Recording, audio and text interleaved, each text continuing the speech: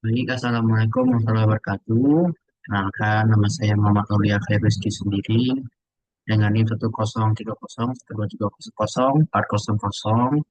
Di sini saya akan membuat video mengenai tugas saya dengan mata kuliah sosial informatik dan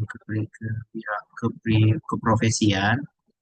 Di sini saya membawakan topik mengenai analisis kesehatan mental dari aktivitas digital. Di sini saya menggunakan pendekatan Compositional Social Science.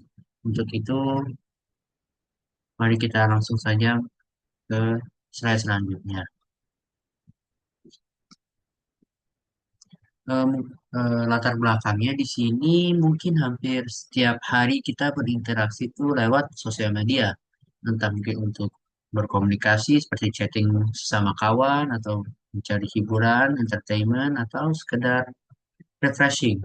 Tapi dari aktivitas itu ternyata banyak hal yang mencerminkan kondisi emosional kita. Misalnya bagaimana cara kita menulis waktu kita online atau bahkan emoji yang kita gunakan seperti memberikan gambaran tentang stres atau kelelahan kita atau bagaimana suasana kita senang ataupun sedih. Oleh karena itu, para peneliti mulai menggunakan pendekatan computational social science untuk menganalisis data digital untuk memahami kesehatan mental masyarakat. Mungkin selanjutnya mengapa termasuk social computing? Jadi topik ini menurut beberapa peneliti karena melibatkan dua hal yaitu perilaku sosial manusia dan teknologi komputasi. Jadi data yang dihasilkan dari interaksi sosial di internet seperti postingan seseorang atau komentar dijadikan bahan analisis menggunakan algoritma komputer. Jadi komputer tidak hanya memproses angka-angka, tapi dia membantu memahami pola sosial di dunia digital atau di dunia maya. Mungkin selanjutnya itu ada aspek sosial. Dari sisi sosial, penelitian ini mungkin menunjukkan bagaimana dunia digital itu atau dunia maya merefleksikan emosi seseorang. Misalnya, seseorang yang stres mungkin lebih sering memposting hal-hal negatif atau caci maki ya, atau aktif di waktu-waktu yang tertentu.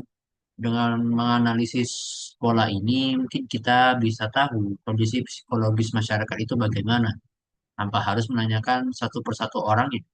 Tapi di sisi lain ini juga menimbulkan pertanyaan yang cukup etis, apakah wajar sih kehidupan pribadi kita itu dibaca oleh mesin? Jadi selanjutnya ada aspek informatikanya. Nah, mungkin dari sisi komputasi, teknologi seperti NLP atau Natural Language Processing dan juga Machine Learning itu digunakan untuk mengenali emosi dari teks di media sosial. Model AI seperti LSTM atau BERT ini mungkin bisa menjadi eh, belajar mendeteksi pola kata yang sering muncul pada orang yang sedang depresi atau sedang merasa stres. Dan juga visualisasi datanya ini bisa untuk memantau tren stres masyarakatnya dari waktu ke waktu.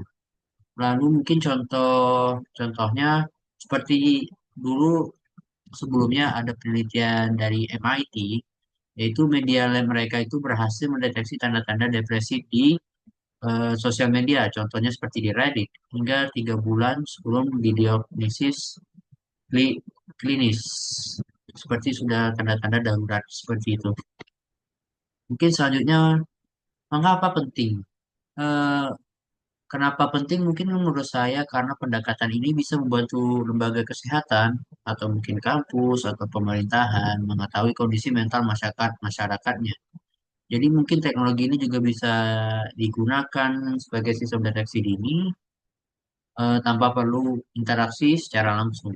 Selain itu, mungkin pendekatan ini menghubungkan ilmu sosial dan juga psikologi dan mungkin informatika terhubung dalam satu bidang yang saling mendukung. Terus selanjutnya mungkin dampak untuk masyarakatnya, mungkin dampak itu menurut saya cukup besar. Dengan analisis seperti ini, mungkin masyarakatnya bisa lebih sadar mengenai digital, dan juga dunia digital dan keseimbangan mentalnya. Mungkin pemerintah atau lembaga sosial juga bisa menggunakan data ini untuk membuat eh, eh, kebijakan yang lebih empatik menurut saya. Mungkin singkatnya teknologinya bisa membantu membangun masyarakat menjadi lebih peduli, bukan hanya produktif semata saja. Lalu untuk etikanya, aspek etikanya itu mungkin yang tidak bisa diabaikan seperti transparansi, lalu juga pengguna harus kalau datanya dianalisis itu transparansi itu sangat penting. Lalu juga harus ada persetujuan yang jelas. Algoritma itu tidak boleh diskriminatif dan juga desain sistemnya harus berpusat pada manusia. Lalu juga tujuannya bukan hanya untuk mengontrol, tapi untuk memahami dan membantu perilaku seseorang. Saja mungkin kesimpulan.